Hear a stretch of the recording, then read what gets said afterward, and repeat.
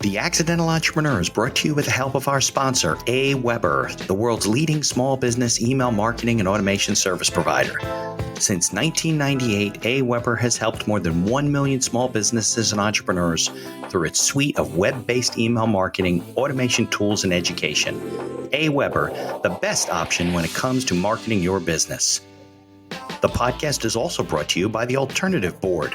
Since 1989, the Alternative Board, or TAB, has been one of the leading peer advisory and business coaching organizations for independent business owners and CEOs across the world. By facilitating peer advisory boards, private one-on-one coaching, and strategic planning services, TAB helps business owners improve their businesses in ways that change their lives. And be sure to check out our affiliate sponsor, One of One Productions, the New Jersey-based podcast studio that produces and edits both audio and video podcasts. They sell equipment for the avid podcaster and have even created a guesting kit exclusively for our listeners. And be sure to support the podcast by ordering some logo merchandise from our online store. Listen to all of our sponsors' commercials later in this episode and follow their links in the show notes to learn more about their products and services. Is it because of that it's hard to build in the city, or what makes a large city more expensive than another city? Fundamentally, it's supply and demand, right? So in San Francisco, it's hard to find land. And the other thing that makes supply really challenging out there is the regulation. I have developer friends. This is in San Francisco. This was in, I think, around LA. But they had it was near San Francisco. They spent 10... But it's California. They have heavy regulations. They spent 10 years going through approvals to get approval on their site. So some jurisdictions make it really hard to build. Okay, I want to welcome everybody to another episode of the podcast. We have a very special guest, unique guest today to talk about how to reduce the cost of housing, apartments specifically. So Mike's got some really interesting things to add to the show and to the listeners. If you are listening on your favorite podcast directory, be sure to leave us a 5-star review. Always helps us with people finding us. And if you're watching us on YouTube, hit the subscribe button to support us, and be sure to like the videos as well. So let's get on with the show. The information provided in these episodes is for entertainment purposes only. It is not a guarantee of success or to be construed as advice of any kind. You should always seek advice from local licensed professionals before making any decisions. The dictionary defines an entrepreneur as a person who organizes and manages any enterprise, especially a business, usually with considerable initiative and risk.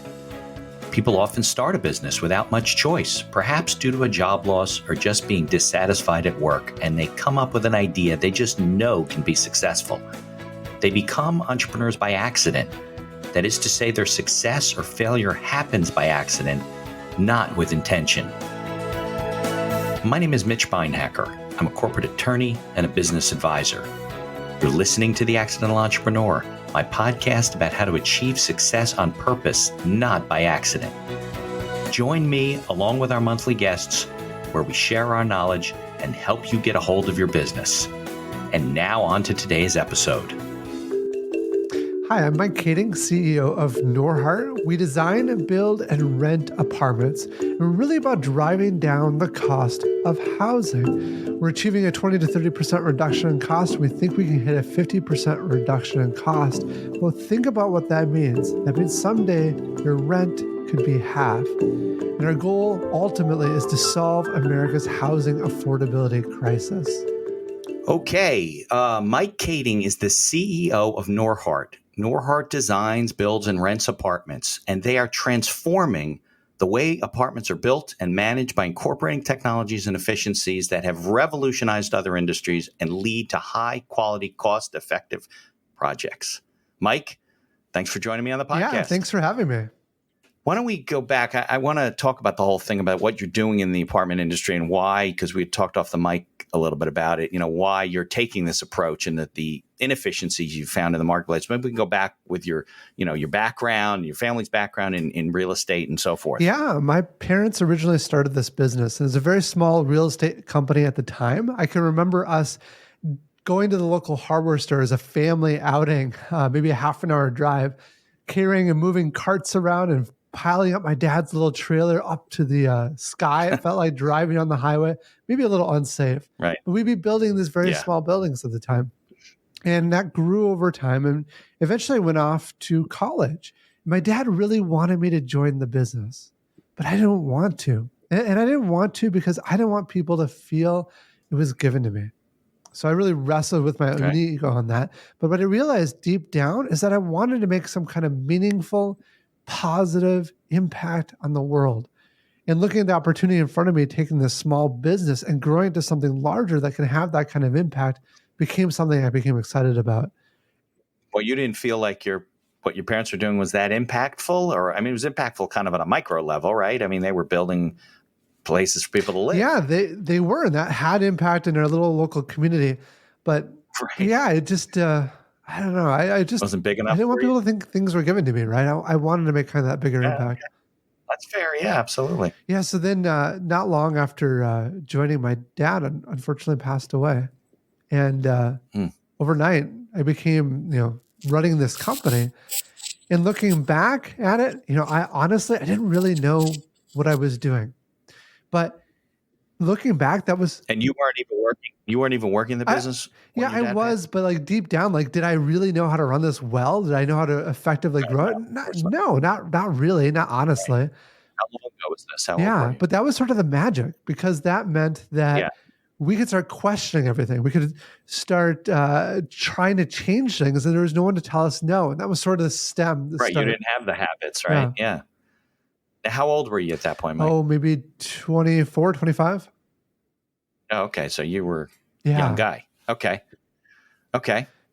So you got thrown into it, basically. Yeah. So then we just started... Which was a construction business, right? They built apartments only, or all kinds of stuff? We primarily focused on apartments, although my dad did have like a mini storage and a couple of houses. Got it. Yeah. Okay. All right. So then what does it look like day one? You come in, you're like, don't know what you're doing. I've had clients like this where a father or mother passes away, they're running the business, and the children are like stepping in literally at 25, and they don't have any kind of experience or guidance. Yeah. So we started just questioning everything, making changes. We started bringing in people that were experienced and can give us guidance and insight. And we just started making small changes. And as a result of that, we started actually transforming the way construction is done. If you actually look at the past 60 years, industries like manufacturing have improved productivity by 760%. Agriculture has improved by 1,500%. Do you have any guess what construction has done during that time period? Well, from my experience dealing with projects, they seem to be doing them the same they were doing 35, 40 years ago. Pretty much. I mean, look, things change. Like, you're doing different plumbing and different electrical and different, items change that they're using in construction and things like that. But the process of framing a house or an apartment building, doing all the stuff, running the stacks, I don't think that's really changed that much, right? I mean, it hasn't. Productivity has only changed by 10%. 10% in 60 years. It's awful. If you look at the past... Even if you account for like things like they use PEX, right? Instead of copper plumbing or different electrical, that's only 10% roughly about the industry. Yeah, because there's other costs that have risen that have offsets. Things are it's just mostly stagnant. There's been no advancement. And if you look at the cost of housing over the past couple of decades, it's growing faster than the salary increases. Yeah, especially in parts of the more metropolitan areas, they're out of control. Yeah, exactly. Yeah. So like, why are we standing for this as a society? Why not make a change here? And so really, what we started doing was taking the techniques that these other industries have used, and starting to apply it to construction. So pretty simple concept, but has a pretty powerful impact. Can you give me an example of? Yeah, I can give you a bunch if you want, but I'll give you one to start off. Good. Yeah, absolutely. I want them all. Give you all the secrets. So one of the first things that we looked at was this industry is very segmented. The owner is different than the general contractor who coordinates construction. It was a different company than all of the different subs, the plumbers, electricians, HVAC. If construction were to produce cars, the windshield installer would be different than the door installer, who would be different than the guy installing the wheels. And then, of course, what would happen is the wheel installer would call up and say, I got busy at another project. I won't be out there for a couple of weeks. And they'd be shut down. Right. And then when they did get out there, they would be yelling, upset, because they can only work on one car at a time rather than a whole fleet of them all at once. And so this is just backwards. And so what we started to do then is bring all of the trades in-house. So right now we have everything in-house, even all the way to manufacturing certain products. In supply chain, we have teams in China and Mexico. And that enables us. So, Mike, you have tradespeople that only work for you? Yeah. Yep. Okay. Yeah. And quite a big staff that does that. And then that enables us to use some really interesting techniques. For example, we have a partnership with Toyota. We are taking the concept of an assembly line and bringing it to construction.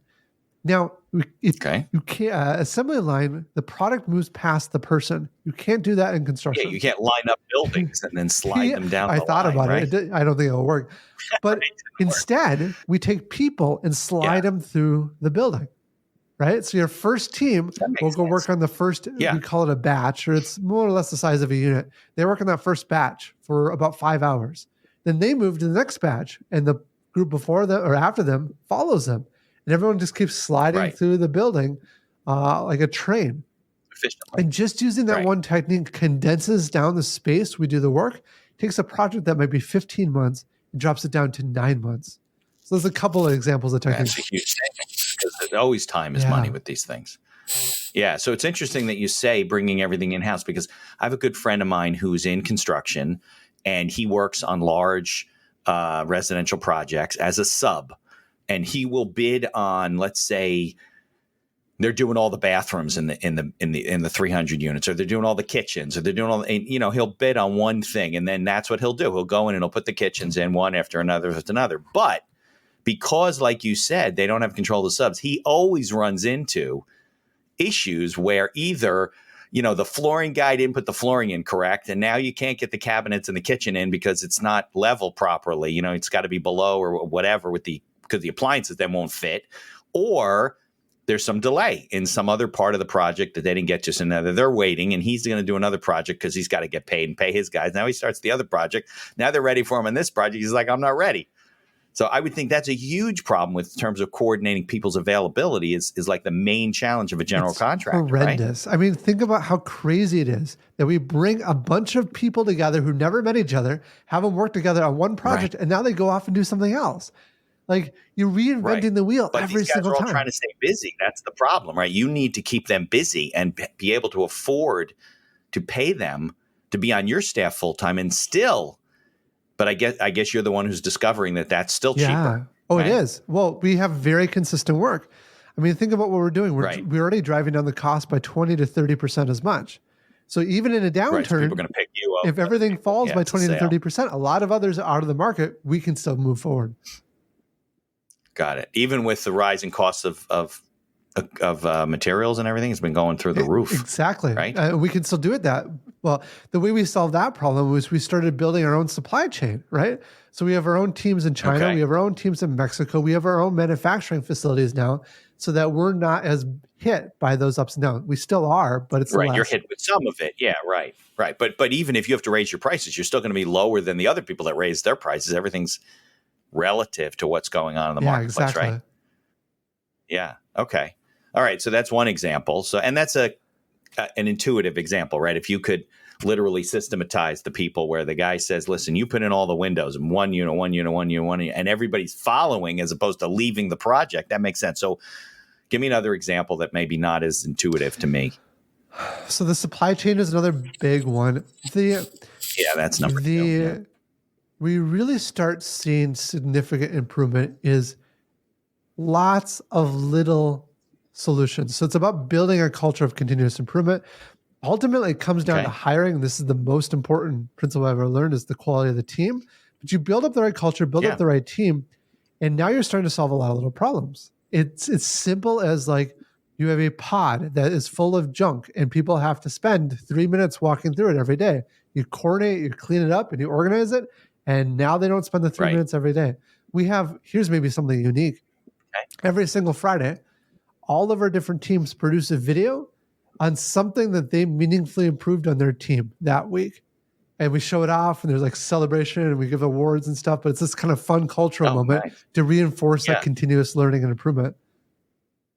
Right. But that basically falls under the project management category, right? How to improve the management of the project in terms of time, and you pick up a few minutes here, a few minutes there. Next thing you know, it's several hours a day, right? What's crazy here is the concept is simple. The execution is incredibly hard because you have to win out the hearts and the minds of everyone involved because you've got 10,000 problems and you can't solve it with just a few managers. Right. You need every single person to solve those issues.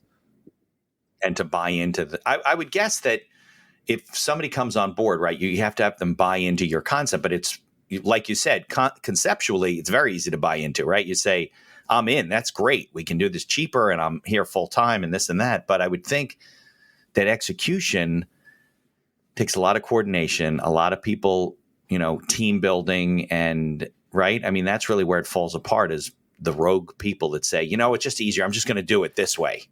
And then the whole thing breaks down, right? Absolutely. And that's why we get to the most important strategy of all, which is we fight to hire the very best people. And this is not just a statement. We literally hire people in other states and fly them into work every week because they're the best in the world, oftentimes at their niche or what they do. And when you're so focused on building that right culture, it is incredible. It's magical. Things come together in ways you just can't do unless you have incredible, amazing tier of people. Well, I would think best is not like the best plumber or the best electrician or the best carpenter. It's got to be somebody who understands and gets it, right? The concept. It's not just because this guy's the best framer around. If he doesn't understand what you're trying to do, it doesn't matter how good he is if he doesn't buy into it. So we have our core values, and we often find that the vast majority of construction workers don't line up to our values. Like one of our simple values is be a genuine human, right? Be nice, be respectful, be kind. Oh, it's the biggest problem with the construction industry, right? Especially residential. These guys are in and out, and boom, and they make mistakes, and then they leave, and they don't come back and finish and whatever. Exactly, and they're kind of a rough and tumble bunch. And so we often find that the most experienced is not the most fitting for our organization. And the way we define best in the world is for certain positions, you actually have to be best in the world, but others, you have to be on the journey to become best in the world, right? So you have to have spirit, the energy, the drive that you're learning faster than everyone else, that you're going faster than everyone else, and then you're also in a good spot for us. And then you can develop them, and they kind of buy into your whole concept. Now, you're not doing any GC projects that you bid on. These are projects that you guys are. These are like either condo. I don't know if they're condos or apartments, but if you're putting up an apartment building, it's you bought the land or you're leasing the land, whatever the deal is, and you're putting up the buildings and you're renting the apartments, right? It's the whole thing, soup to nuts. Yes. It's not someone else's building that you're putting up. That's correct. Them, right? We own it and then we rent it out to our residents. And really, you can think back to what is our long-term goal. Our long-term goal is to drive down the cost of housing. And so when we think about that, providing amazing housing, we want to control that whole experience for residents. Okay, so now here's a difficult question, right? So you and I both know that cost of living varies from area to area. And if I remember right, you're in like Minnesota or somewhere up there, right?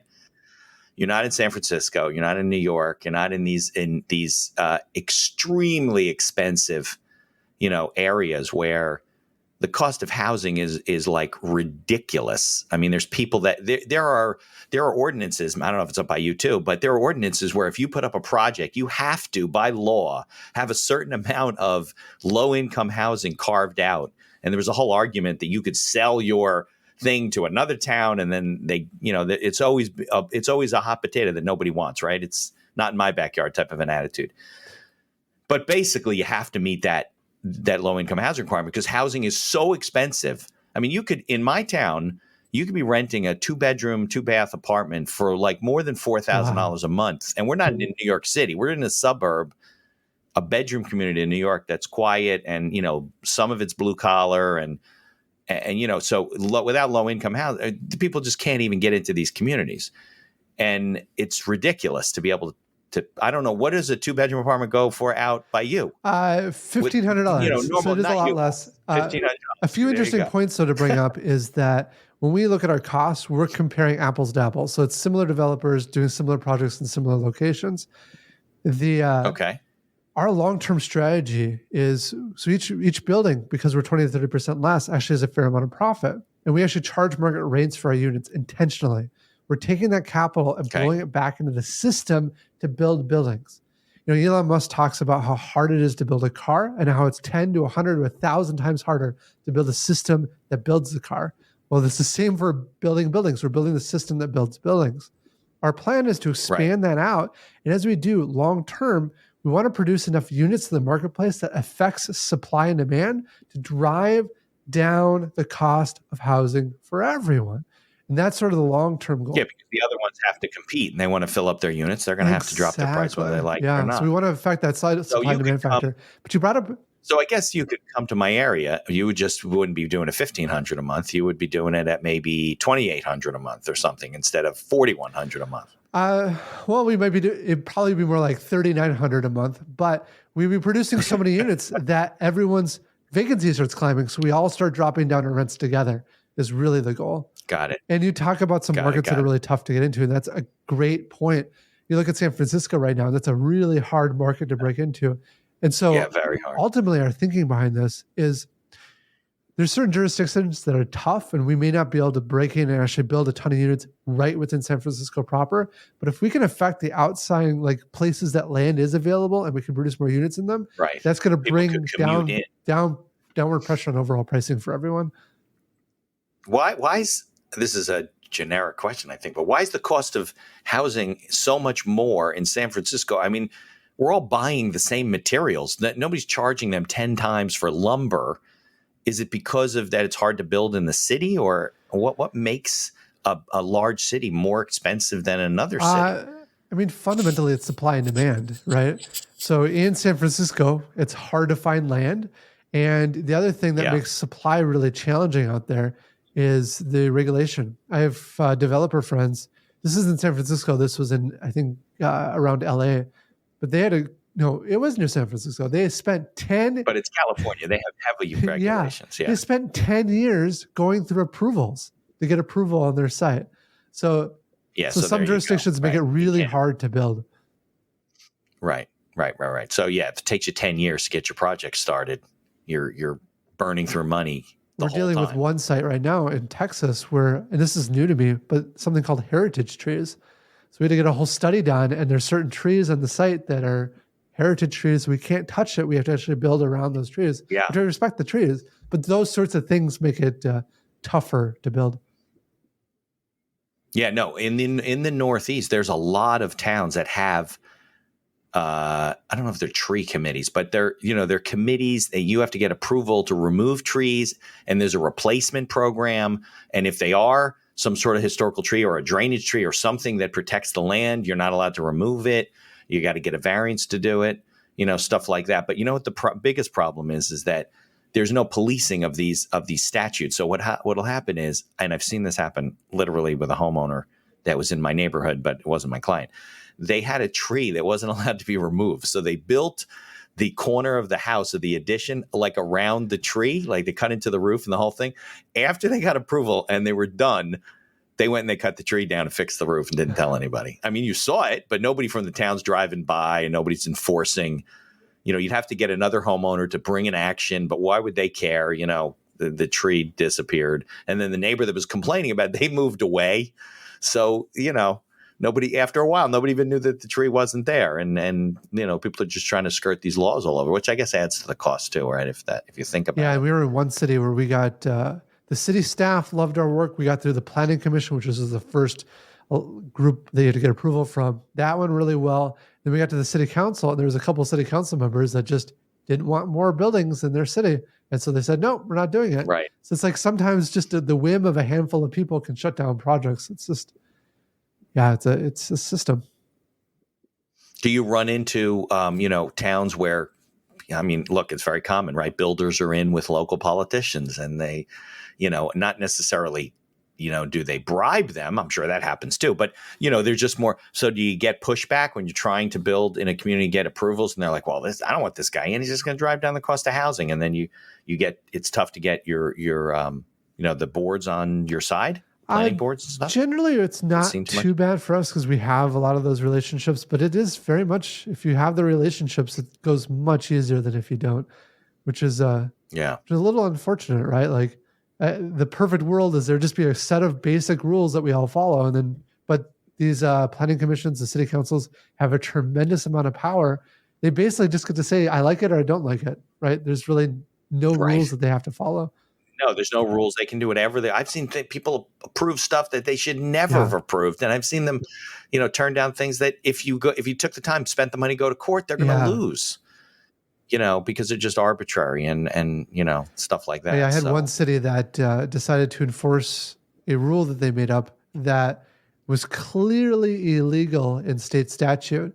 And state statute even had a prescription to say, all right, if you ever have a problem with this, the city council is required to approve the project and you escrow the fees or whatever into a side thing what the court would handle. And it could be determined in court. And the city council said, we don't care. Like, if you don't agree to this, we're going to turn you down right now, and you can't come back for another year. So it's like, hands are tied as a developer, even if a city is doing the wrong thing. Right, unless you come back and you spend the time filing and suing, but you want to do your project. You don't want to go to court. It's not worth it. It's funny. We had in my town, maybe from 80 years ago, we had a law that basically restricted certain restaurants from using their liquor licenses in full. So the liquor license, technically, you can have a bar, whatever. But what they did was, I guess there was influence. Let's say there's 10 licenses. In New Jersey, the way it works is you get one license per 3,000 residents of your town. That's the way it works in New Jersey. It's not like other towns. So you don't see liquor at the 7-Eleven and all these different places, right? So there's stores and liquor, and so it's very hard. So with restaurants, a lot of them are bring your own or whatever. So let's say there's 10 licenses in my town. At some point, the town passed an ordinance that limited 7 of the licenses. So 3 main ones were full, sit-up bars, the whole thing. And the other 7 were like you could have a service bar, you could only serve beer or wine. It was something like that. And the arguments were that all the clergy would come to the planning board and say how there's going to be people drunk in the streets if we have this, rule. And it's been challenged before. So finally, some large restaurant group came to town that had the resources, in-house general counsel, and told them that, listen, we're opening a restaurant here. We want a full bar. We bought one of the licenses. We're going to challenge you in court. And there were enough attorneys on the board that said, listen, we're not going to waste money going to court. We're going to lose. And they lifted that restriction. But it took like 60 or 80 years to lift it, to allow them to do that. But it was totally unconstitutional. It was totally arbitrary. And, local politicians do stuff like that, especially in the real estate business. You guys have to deal with ridiculousness all the time. I deal with planning board meetings and people bring stuff up and you're like, what? This has nothing to do with this plan. Or they bring it up anyway, something else about an intersection or whatever. So it's tough. Well, why don't we do this, Mike? Why don't we take a commercial break? I'll play the commercials. It's like a minute or two.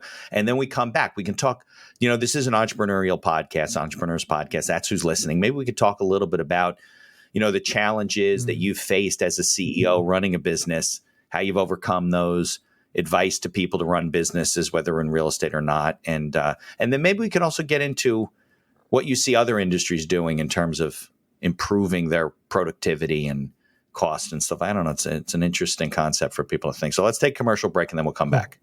Here's a word from our sponsors. Looking to market and grow your business? Or perhaps you're just getting started and want to hit the ground running? AWeber is the best choice for online email marketing and automation of your business. From maintaining a subscriber list to drip campaigns and landing pages, AWeber gives you tools and integrations that make marketing easy and fun. As our partner and sponsor, we use all their tools to promote the podcast and market our law firm. AWeber, the best alternative for online marketing. For over 30 years, the Alternative Board, or TAB, has built a thriving community of forward-thinking CEOs and business owners who want to radically improve their companies. Through unique combinations of one-on-one business coaching, participation in monthly TAB board meetings with other non-competing owners, a suite of strategic tools and customized strategic planning workshops, TAB membership can deliver greater strength to your business and a better work-life balance for you and your family. All packaged in a streamlined and affordable service that the people at TAB invite you to try risk-free. Maybe you're looking to get into podcasting, or you just want to market your business. Maybe you want to do it for enjoyment, or because you have a message you want to get out there. One of One Productions is a New Jersey-based studio just over the George Washington Bridge that caters to the booming business of podcasting. They offer a comfortable atmosphere using the latest technology available to record your podcast. And they are a full-service media company offering both audio and video production services, creating both audio and video podcasts, as well as video shorts for business and personal use. Professional audio equipment packages are available through their website for all budgets, and be sure to check out their podcast guesting kit, created especially for our listeners. Follow the link in the show notes to learn more about all of our sponsors. And now back to our show. All right, Mike. Let's talk a little bit about, your advice to entrepreneurs, the challenges that you face, because I would guess you weren't the CEO when you're 25 when you just stepped into the business, but it probably happened pretty soon thereafter. So maybe we could talk a little bit about that. I'm curious as to whether you use, mentors and advisors and stuff that have helped you along the way. One of our sponsors, Tab, is an advisory board type of a sounding board type of a program. And I'm a huge advocate of that kind of stuff. But maybe we can, what was your journey as an entrepreneur, your 20s, and you became the CEO? And what challenges have you faced? Yeah, I'll mention first, I could not agree more with mentors and coaches. One of the most important things I learned is how little I know, right? So you want to bring smart people around you that are telling you, hey, Mike, you're being an idiot. Like, change this, do this differently, and you'll have better success. I've done this. It didn't work, and this is why, right? So stand on the shoulder of giants. Don't try to invent everything on your own. Very early on, after my dad passed, I did become CEO. It was only like a dozen people at the time, so it wasn't that big of a company. I remember very early on with that, we did a project, and the city council shut that building down. It was a 36-unit apartment building, shut us down twice. And the second time they said, Mike, you're a pipsqueak kid. We don't trust you can do this. You need to hire real management to come in and run this. And my staff was out of work until I could find someone to fill that role. We found someone quick, and that's never a good thing. It didn't work out. He wasn't a good person, but it was enough to get past the city. But behind the scenes, we're trying to solve all these problems. We're fixing things. We're handing it to that guy who signs off and makes it look like he did it, which is fine with me. But then toward the end of that project, we started running some significant issues. And I remember one of them was this pipe that it was thousands of feet long, was buried 15 feet underground, and it had a pinhole leak that was probably dripping once every 20 seconds. So just a tiny leak, but it was enough to detect. We knew there was some leak somewhere in the system. And we spent This was underneath the building? It was like underneath the foundation? No, it was outside connecting us up to the water mains. Okay, and got it. So we were out there, and the excavator didn't want to be there. He was done with our project. He wanted to go somewhere else. I was literally standing out there in my nice clothes, in the mud, shoveling, digging out, trying to find this leak with him. We were out there for weeks, like sunrise to sunset. It was really something really taxing. And we got just to the end of that project. We found the leak, and just a few days before we're about to open, some city staff members walked through, and they said, "There's no way we're going to give you approval. There's no way you're going to open." Got all these residents moving in. Why? Because they didn't think it was done. They didn't think it was going to get done. There was just things we had to finish yet. It was were they just punch list items? There's just issues, things like that we had to fix. They're just being difficult. They didn't like it. Yeah, it was very true. I was just a kid. Anyway, that last day, we had our final inspection. The head building official and 3 other inspectors came through and walked through the building for half of a day. And at the very end, we got down to the basement, this big parking garage. And the head building official pulls me aside and said, "Mike, I didn't think you could do it, but looking at it now, this is honestly the best opening of a building that we've ever had in this city." Really? Finally, right? I think the lesson in all of this is anytime we start something, we are terrible, right? And if we get in our head too early on, I was in my head, I'm not good enough, I can't do this. And if you let that capture yourself and you start really thinking that way about your life, you're not going to succeed. But you just have to keep at it. Try, fail, until it finally all comes together and you start to realize, I can do this. Yeah, and I think part of it is the consciousness of recognizing, hey, listen, I'm 25 years old and I'm doing this, and I'm probably going to have challenges with it, and that's okay because I can overcome them. It's the other person who says, oh, I got to be perfect at this. I'm 25. I got to make them think I'm 45 and I know everything and I can do it and I can get it done. And they put so much pressure on themselves that they fail, which, like you said, failing's fine. But I think a lot of it is mindset, Yes. right? Because it's okay to fail, to know that you missed that deadline. You're like, oh, I expected that to happen. Now let's move a little bit closer to the finish line, so to speak. And obviously that came together for you. But yeah, good advice. I think people, what's the word? They psych themselves out. They get in their own heads and they can do it more so than not. Oh yeah. Like, I don't know. We're so hardwired as humans to be so super critical, self-critical of ourselves. Like, that is such an important lesson, is to let that go and realize we're all that way. We're all terrible to start. That's just part of the process. That's part of being human and growing. Right. Yeah. The most successful people were in that position at one point. And not every business is as technical and complicated as your business is. Some of them just, you can figure it out and you got to do it. But I think that also comes down to mentors and advisors that can keep your perspective on stuff, where your advisor says, listen, my first project, I fell on my face. They didn't let me do this and that. And I figured it out and I fought my way. You got to fight your way through it. And I think that's good. That's good advice. Yeah. So you remember other challenges that you faced with, as a CEO running the company? How about employees and management of people? That's a hard one. Oh, okay. Yeah, we can talk about that. So, the most important lesson I've ever learned is hiring the best people. We talked about that earlier, but a little bit of the story that was surrounding that. It's hard to do, right? Yeah, especially in construction right now. It's really hard to find great people. So you know what we did?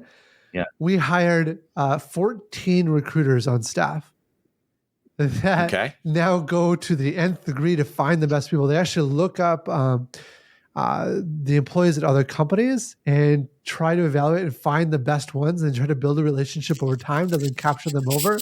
So like, once you start realizing you need the best, you realize your ways of getting the best people are not working and you need to change that perspective and change what you're doing. But I remember early on, we were building a building and we needed more people. We couldn't find them. So we worked with this temp labor company to bring us out people. And we thought, well, great. We'll see 5 people. We'll hire one of them. That would be good. And we hired on a whole team that way. And it was a disaster. You were terrible.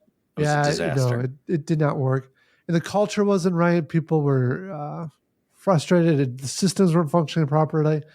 And this is where a good mentor came alongside and said, Mike, you idiot, what are you doing? Right? You need to hire great people. And I started reading things like No Rules by Reed Hastings, fantastic book. And so we went through our entire staff and evaluated every single person, and we let most everyone go. And we started hiring on amazing people. And that changed everything. Not only does culture start working better, people problems start disappearing. And problems that you had and doors that were shut now become open, and you didn't have to open them, right? It just, magic starts happening. So hiring the best people is the most important thing you can do. Oh, it's a whole feel of the business, of the culture, of interacting with customers, about whatever you're doing. I think it permeates. And it goes both ways, right? So if you have the wrong people and they're siloed and they're not working together, it goes the opposite direction. Exactly. They just spin out of control. A lot of people think that hiring the best people is expensive. And yes, it is, because we pay top of market. We never want pay or benefits to be the reason why someone leaves. And we offer benefits that are all in line with like Google and Netflix for a construction company, like unlimited time off for employees, right? For construction workers, right? Unheard of. But what we have found time and time again, the best people outperform the average by 2 to 5 to even 10 times as much. So even if they're more expensive, they're actually less expensive when you're comparing it to the amount that they're producing. Yeah. Well, I think that's true because people overlook the fact that you're paying for some. You always pay what you get, right? Pay for what you get. So if you get somebody who's unproductive, it doesn't matter what you pay them. He's just causing more problems and permeating throughout your business. And I think a lot of people learn that the hard way. I also think, using recruiters, whether in-house or out-of-house, people that you trust that have a process and know how to evaluate people and can report back to you and say, this is why we think this person is right for the business. Not that they're the best plumber in the country, but they're a great plumber. They think like this. They tested this way or whatever. Because I think I had a guy on my podcast, he's a neuroscientist, about never go with your gut. I think as people who run the business and grow the business, you said you started with a small staff, and I'm terrible at this. You tend to you meet somebody, you have a nice rapport with them. They're great people. You're really hitting it off. You have something in common. You both like beer. You both like whatever it happens to be. And next thing you know, you're like, this guy will be great for the business. And that's not the process that you should use to evaluate him. And then you got this guy who you like, who's either totally wrong for the company or in the wrong position, whatever it is. And it becomes difficult. And I think we tend to sabotage ourselves when we try and do it on our own, when we don't have a professional who says, listen, I got to do this right because I got a job here and I have skills to do it with. So, but 14 sounds like a lot. How many employees do you have now? Okay, but you didn't have 14 recruiters when you had 9 people. No, but we hired 14 when we only had 100 people. So it was like 15% of our company. Okay. And are they paid on salary? Yeah. Okay. And they're all busy? They're always looking for people, always hiring? Well, so you have to remember, we're trying to find the best. So they go through hundreds, if not thousands of candidates for every position they hire. So put a lot of time and attention in that. And then secondly, we've been growing quite rapidly. So the growth has been insane. So they've been bringing tons of people from a staff-wise, and then acquisition of land to do projects and things like that. So are they each assigned to I don't mean to get into this, but from an entrepreneurial standpoint, you think about business structure and how you run and operate your business. So 14 sounds like a lot for 250 people. Are there 14 different departments that they each focus on? I know the split up positions that they work on. I think they've divided things a little bit between our construction and our property management. But sometimes they'll put 2 people on one role. So they'll have one person. And they work as a team, as a department, right? They work as a team, as a department. Yeah. I got it. How many divisions does your company have? At a high level, we have construction, we have property management, and a few smaller things like finance and HR and things like that. Within construction, we have kind of the on-site construction. We have our manufacturing facilities. We have our architectural engineering team. And there's some lean process improvement categories. So gives you a flavor. So the build and the project comes out of the construction side and then gets eventually passed over to property management, because you don't sell anything you build, right? You keep everything. We're not. I mean, maybe you sell them at some point, but you're not building it to sell it. Yep. Right. Your portfolio. How many buildings do you guys manage now? So we're at around 1,000 units, which is maybe a dozen or so buildings. We're producing though at about 500 units a year right now. And so it's kind of interesting, as we've been growing so fast, the number of units we produce is always a large percentage of the number of units we have. How big was the company when your dad passed away, and how many units did they have in those days? It was less than 100. It was a small company. What are your goals for growth of the company? I mean, you just growing isn't always the best thing, right? Just adding and adding and adding and adding is not good. If you you want 10,000 units, you want 20,000 units. Growth creates problems, which we could talk a lot about. But what's interesting, the way we think about this is we want to solve America's housing affordability crisis. That's how I look at things. So if we're trying to do that, that helps us set our goals. Our goal in the next 10 years is to reach 192,000 units with producing 60,000 units per year. And at that point, we're starting to now have an impact on the market. And strategically, different parts of the country, or just basically in your region? Yeah, at that point, we're probably half the states in the country. Okay, so you're penetrating 50% of the market, and then you're starting to have an impact. Yeah. Okay. So what would you say is a piece of advice you'd give if this is just a general small business owner question, right? So if I'm a business owner, maybe I'm just getting started. Maybe I took over a family business and it's going to get started. What do you think is the 1 or 2 pieces of advice you would give to somebody who's out there and, maybe they're not sure about what to do? Well, I think the first thing is make sure you love what you do, right? Okay. If you don't love what you're doing, you're not going to be fantastic at it. So if you love what you Right. do, the next big point I would say we've already talked about is hiring the best people. But to give another like deeper point related to that is make sure to be firing people who are not the right fit. I've heard of That's hard to leaders talk do. about this, and I've Yeah. seen it too.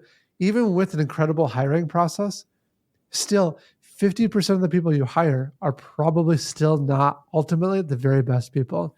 And so one of the Yeah. principles we follow is from Netflix, which is that average performance gets a generous severance. We really help people on the way out, but we're very proactive about evaluating those people on a regular basis.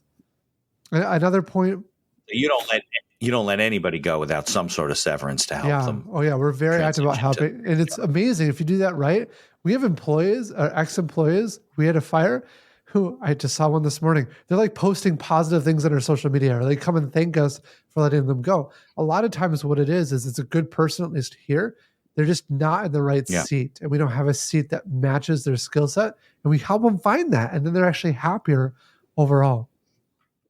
Yeah, I think there's a whole, and maybe it's more like in the recruiting in the HR industry, about branding your company for the employees to attract the right kind of employees, and even for the ones that don't fit, to give them a good experience so they're not out there bad mouthing you, that they're actually helping, that they're an advocate for, they meet the right person and they're like, listen, Sue, let me connect you, with Mike, and Mike will put you in the HR people. They'll evaluate you, but I think you'd really like it at this company. And I think there's a lot to be said for that there's some employers that just don't really care. Yeah. My son's tech, and they let you go and take your laptop and walk you out the building that day. Absolutely. And it leaves a bad taste in your mouth, and some of it's security issues, I understand, but sometimes they don't give you severance either. So it makes it I think it's penny wise and pound foolish. Exactly. And look, I understand there's a cost to that, right? But I think ultimately it does come back to haunt you one way or another, whether you like it or not. If it's a bad experience, what do you tell 100 people? If you have a good experience, you might tell 5 of your best friends. So you want to make sure they tell the 5 best friends, not the 100 people, about this terrible experience I had at this terrible company and their terrible employer and all this. Because there aren't like job boards and websites where people post things about, for sure. Right? And what's interesting too is let's say even if they didn't post all of that, if you don't build the right culture, all you have is people's time or their basic hands. That only produces a certain level of productivity. What you really need, if you really want to change an industry, is you need people's hearts, right? Yeah. And when they're fully invested, you will change things. Yeah, just have a mediocre company, and you're always wondering why you can't get off the ground. I think that is. I mean, I get a lot of advice. I've interviewed hundreds of people and different things, but I think if you're building an organization, not everybody has to have employees, right? They can have more of a virtual business, whatever. But if you have people that are part of your organization, virtual or in person, whatever, without that cohesiveness and culture, and I think people don't take it that seriously, that they realize how important, because you've gotten back to it several times during our discussion, how important that ultimately becomes. You can't even figure out why you're not successful because you're not in tune to what's going on the cultural level of, the business. And it's not all about, giving people, logo clothes and, trivia nights on Fridays. Sometimes it is, but a lot of it is just doing the things that appreciate people and making sure that they understand why it is that they're coming to work, and they like coming to work, because some people hate coming to work, and, and that they feel like the company's important to them because they feel important to the company.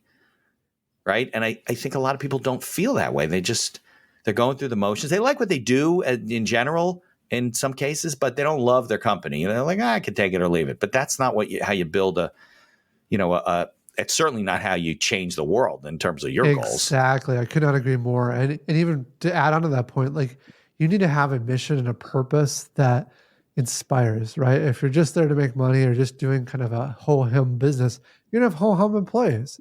If you're trying to make a worldwide impact, that inspires the best people to come work for you. The very best people, they have options. They can get plenty of good pay anywhere else. That's not a defining factor. It's what you are about as an organization is what will inspire them to join you. Right. Well, people come and say, hey, I want to be part of this journey. As opposed to saying, I got 12 offers. I can go anywhere I want. But I want to join Mike because I like his vision. I like what he's trying to do, and I want to be a part of it. Yep. Yeah. So you're up in Minnesota. Do you have offices in other parts of the country right now, or not yet? So most of our properties are in Minnesota. We have a manufacturing facility in Right. Wisconsin. We're extending right now into Texas, is where our next properties will be, and we're working on manufacturing facilities in Mexico. Yeah. So if you're doing a project in Texas, how do you get boots on the ground there? Like, do you have to open an office? I mean, you're obviously your business is different than other businesses. You can't build a building virtually. Yeah. So how do you do that's that? a big new interesting challenge as we scale up. One of the approaches we're taking is that we're already flying employees from other states. And so for those employees, and a lot of them are in a higher level of construction management, a lot of them will just start flying to Texas rather than Minnesota. So that will be an easy transition. But then we have to ramp up that team. And so it's going to be a hybrid. Yeah. Initially, as we're ramping up the employees, we'll probably have some subcontractors to fill in the gaps that we haven't hired for. Another thing is part of the reason we have 14 or 16 recruiters is so that we can hire fast. And so when we get into Texas, have to ramp up, we have capacity to hire the people we need to quickly. Databases of people to call on. So some of them are local too, I guess. Well, not necessarily if you're looking for the best guys in, New Jersey and you need them in Texas. You fly them in. You don't fly them in daily. You must go there for a month or something, weekly, right? Weekly. So at the end of the week, they go back on the weekends. And you're covering all that cost, right? It's still, you're flying them back and forth, putting them up in a hotel for the week but or it's whatever. Still worth it if they're best in the world at what they do. Yeah, if you're, top of the market. Well, Mike, I appreciate your time coming on, sharing your thoughts. What's the best way for people, we'll put this in the show notes too, for people want to learn about what Norhart's doing, connect with you? It's the best way for people to get a you hold can of visit our website, norhart.com. That's NORHART.com. And we have a couple of interesting things. The first is a new investment platform that we're launching here in a couple of months. You can check that out. Okay. And then secondly, we have a new podcast called Becoming a Unicorn. It's about the journey of small companies growing to billion-dollar enterprises. Thank you for listening to this episode of The Accidental Entrepreneur. Opening and closing music written and performed by Howie Moskovich and made to order music. For information about Howie and his music services, please follow the link in our show notes. If you like the podcast, please tell others about us. You can find us on Apple Podcasts, on Amazon Music, Spotify, Google Podcasts, and most of the other podcast directories. If you like what you hear, please leave us a 5-star review and feel free to share our episodes on social media. If you have any questions or comments, ideas for the show, or you'd even like to appear as a guest, reach out to us by email at info@beinhackerlaw.com. The Accidental Entrepreneur is hosted by Mitch Beinhacker and produced by Beinhacker Law. If you'd like to learn more about our business and legal services, you can find us on social media or visit our website at beinhackerlaw.com. Thanks for listening, and be sure to subscribe to our feed to be notified of all future episodes.